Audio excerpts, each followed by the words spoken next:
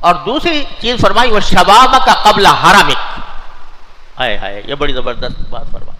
وہ شباب کا قبل حرمک. جوانی کو غنیمت سمجھو بڑھاپا آنے سے پہلے. جوانی کو غنیمت سمجھو بڑھاپا آنے سے پہلے. جب تک آدمی جوان ہے تو بڑے دعوے کرتا ہے اور اپنے آپ کو سمجھتا ہے کہ میں بہت طاقتور ہوں. ارے یہ ساری طاقت اور ساری قوت، جوانی کی قوت ایک وقت آئے گا کہ مٹ جائے گی.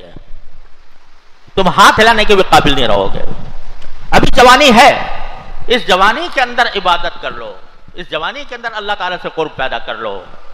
جب یہ جوانی چلی جائے گی، بوڑھے ہو جاؤ گے، تو پھر بڑھاپے کے اندر تمہیں نہ کہتے ہیں کہ نہ منہ میں دانت نہ پیٹ میں آنت، ایسی حالت ہو جائے گی. تو پھر کیا کرو گے؟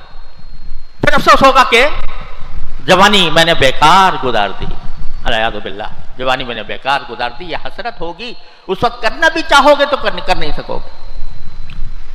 اللہ اکبر کبیرہ.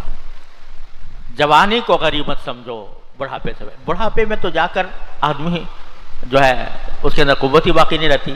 جو وقت ہوتا ہے وہ کوشش کرتا ہے جا رہا ہوں قبر کے کنارے تو کچھ کر جاؤں.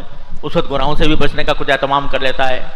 لیکن جو جوانی کے اندر آدمی اگر گناہوں سے بچے اور اللہ کی اطاعت کرے تو وہ ہے در حقیقت انسان جو اللہ تعالیٰ کی رحمت سے جوانی سے فائدہ اٹھا رہا ہے. در جوانی توبہ کردن پیشہ شیوہ پیغمبری، وقت پیری گرگ ظالمی شبت پرہیزگار. کہتے ہیں کہ جب بڑھاپا آتا ہے تو ظالم بھیڑیا بھی پرہیزگار بن جاتا ہے. لیکن جوانی کے اندر توبہ کرنا، اللہ تعالیٰ کے گناہوں سے بچنا، یہ ہے پیغمبروں کا کام جو یوسف علیہ السلام نے کر کے دکھایا. تو جوانی کو غنیمت سمجھو بڑھاپے سے پہلے کہ جب بڑھاپا آ جائے گا کچھ کر نہیں سکو گے. اس کا ایک ایک لمحہ غنیمت جانو جوانی کا. میرے ایک